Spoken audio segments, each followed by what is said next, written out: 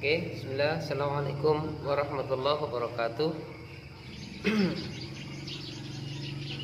Para anak-anakku sekalian, kelas 11 tingkat sekolah menengah atas.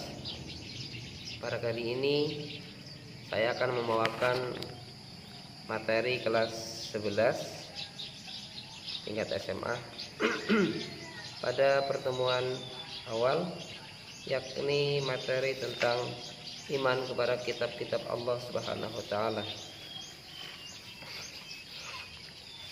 Iman kepada kitab Allah itu merupakan salah satu rukun iman yang harus dimiliki oleh seseorang. Karena bila suatu rukun, yakni rukun iman ada 6, tidak terpenuhi salah satunya, maka gugur keimanannya atau cacat keimanannya. Pada kelas 10 kita pernah mempelajari tentang iman kepada Allah dan kepada para malaikat-malaikatnya Allah Subhanahu wa taala.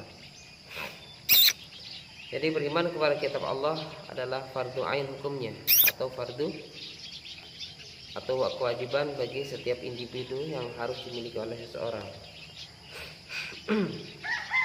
Kitab itu merupakan kumpulan dari beberapa wahyu Allah, ya. Jadi pengertian atau makna kitab adalah kitab merupakan kumpulan beberapa firman Allah atau firman Allah yang dikumpulkan, itu namanya kitab. Yang dibukukan atau dikumpulkan, yang itu maksudnya kitab. Iman kepada kitab Allah yakni meyakini bahwa Allah telah menurunkan kitab kepada nabi dan rasul yang berisi wahyu yang disampaikan kepada umatnya untuk dijadikan sebagai pedoman hidup. Dijadikan sebagai pedoman hidup. Kan dalam surat Al-Baqarah, ya. Walladzina yu'minuna bima unzila ilaika wa ma unzila min qablik wa bil akhirati hum yuqinun. Dan Allah menurunkan kitab sebelumnya, yakni sebelum Al-Qur'an, yakni kitab Zabur, kitab Taurat, dan kitab Injil. Ya. Kitab Zabur yakni yang dimiliki oleh Nabi Daud alaihi salatu wassalam. Kemudian kitab Taurat. Kitab Taurat yang dimiliki oleh Nabi Musa alaihi salatu wassalam. Wa ataina Musal kitaba wa ja'alnahu hudan li bani Israila alla tattakhidhu min duni wakila. Dan kami berikan kepada Musa kitab Taurat dan kami jadikan petunjuk bagi Bani Israel. Janganlah kamu mengambil pelindung selain aku. Taurat merupakan kitabnya Nabi Musa alaihi salatu wassalam. Merupakan salah satu dari kitab suci agama Yahudi, ya, yang disebut Biblia atau Alkitab. Bisa kalian baca-baca di dalam buku, ya, panduan yakni pendidikan agama Islam dan budi pekerti kelas 11 kurikulum 2013, isi atau asas keyakinan dari kitab Taurat. Kemudian yang berikutnya adalah kitab Zabur yang dimiliki oleh Nabi Daud alaihi salatu wassalam.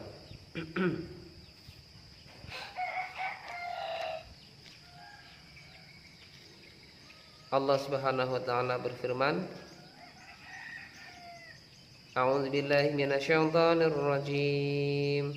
Inna auhayna ilaika kama auhayna ila Nuhin wan nabiyina min ba'dih wa auhayna ila Ibrahima wa Ismaila wa Ishaq wa Yaqub wal asbati wa Isa wa Ayyuba wa Yunus wa Harun wa Sulaiman wa atayna Dawuda zabura.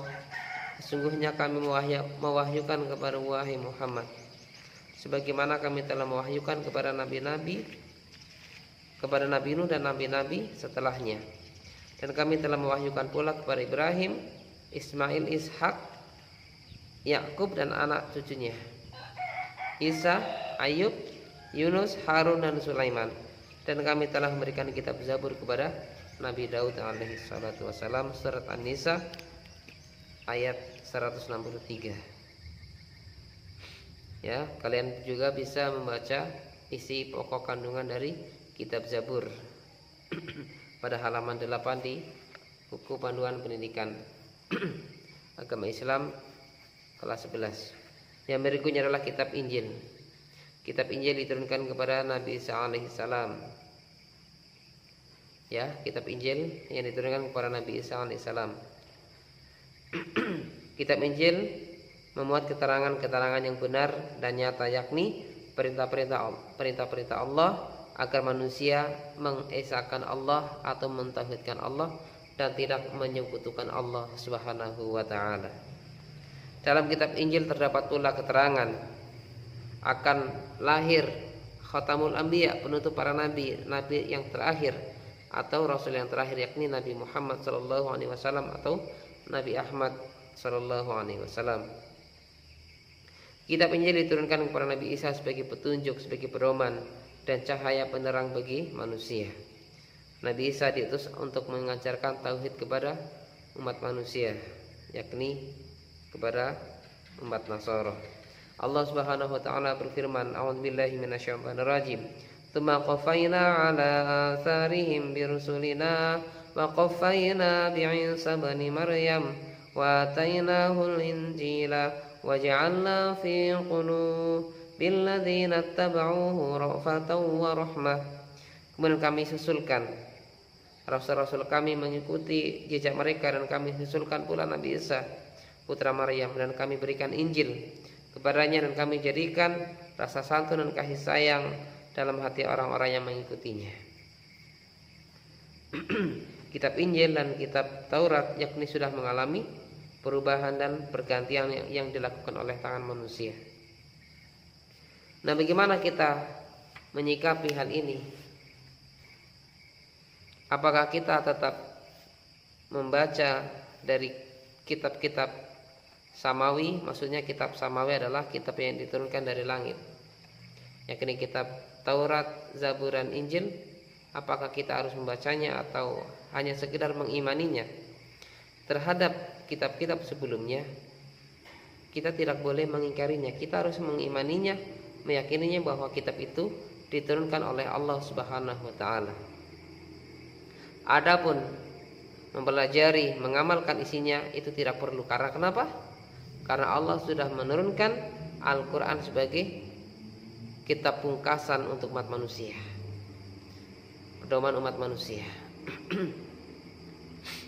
Pernah terdapat dalam suatu riwayat sahabat Nabi yang bernama Umar bin Khattab, ya, sahabat Nabi yang bernama Umar bin Khattab membawa sebuah kitab. Kemudian Nabi Shallallahu alaihi wasallam bertanya kepada sahabat Umar, "Wahai Umar, apa yang ada di tanganmu?" "Ini adalah kitab Taurat." Kemudian Nabi Shallallahu alaihi wasallam bertanya, "Wahai Umar, tidak cukupkah Al-Quran untuk kita? Demi Allah, andaikan Musa masih hidup, maka aku perintahkan untuk mengikuti Al-Quran." Kurang lebih isinya seperti itu. Jadi kita tidak perlu mempelajari kitab-kitab sebelumnya. Cukuplah Al-Quran, ya. Cukuplah Al-Quran sebagai pedoman kita. Sekarang menjadi problematika sendiri. Umat manusia semakin meninggalkan tuntunan Al-Quran, ya. Umat manusia semakin meninggalkan untuk mempelajari Al-Quran. Kalau butuh mereka membaca, hanya membacanya saja tanpa mengerti apa isi makna kandungan dari kitab suci Al-Quran tersebut. Sehingga wajarlah banyaknya terjadi penyimpangan-penyimpangan norma kehidupan yang kita saksikan. Dalam norma kehidupan yang kita saksikan. Karena kenapa? Karena jauhnya mereka dari tuntunan Al-Quran. Karena jauhnya mereka dari mengamalkan isi Al-Quran. Padahal Al-Quran diturunkan Allah Subhanahu wa Ta'ala untuk menjadi pedoman bagi kita semua. Anak-anakku sekalian, Al-Quran merupakan kitab suci yang diturunkan Allah melalui malaikat Jibril kepada Nabi Muhammad SAW. Ya, tidak sekaligus 30 juz, tidak, tapi berangsur-angsur. Al-Quran ini adalah kalamullah atau perkataan Allah. Al-Quran diturunkan kepada Nabi Muhammad kurang lebih dalam usia 23 tahun 23 tahun atau tepatnya 22 tahun 2 bulan dan 22 hari. Al-Quran terdiri dari 30 juz, 114 surat, 6.236 ayat dan 74.437 kalimat dan 325.345 huruf. Surat yang pertama diturunkan kepada Nabi Muhammad yakni surat Al-Alaq. Iqra bismi rabbikal ladzi khalaq, khalaqal insana min 'alaq. Iqra wa rabbukal akram, alladzi 'allama bil qalam, 'allamal insana ma lam ya'lam. Itu. Dan yang terakhir diturunkan kepada Nabi Muhammad SAW adalah surat Al-Maidah ayat 3. A'udzubillahi minasyaitonir rajim. Al-yawma akmaltu lakum dinakum wa atamtu 'alaikum ni'mati wa raditu lakumul Islam dinan. Itu. Inti syari Al-Quran. Ya. Untuk inti syari Al-Quran dan nama-nama lain Al-Quran, isi Al-Quran, keistimewaan Al-Quran kita akan bahas pada pertemuan berikutnya nanti. Nah, apa yang saya sampaikan tadi silahkan kalian buat resume atau catatan yang penting atau catatan-catatan yang penting. Silahkan bikin 1 halaman atau 2 halaman, ya. Kalian foto kemudian kirim di grup. Apa bukan di grup? Kalian kirim di chat nomor pribadi Bapak. Sebagai bentuk pembelajaran di masa seperti ini. Jadi dari kesimpulan yang Bapak sampaikan adalah beriman kepada kitab-kitab Allah itu hukumnya fardu ain yang harus dimiliki oleh setiap mukmin. Karena bila kita tidak meyakini adanya kitab Taurat, tidak meyakini adanya kitab Zabur, tidak meyakini adanya kitab Injil, saya tidak yakin 3 kitab itu, saya hanya meyakini kitab Al-Quran, itu tidak boleh. Karena Allah juga menurunkan kitab-kitab Al-Quran sebelumnya.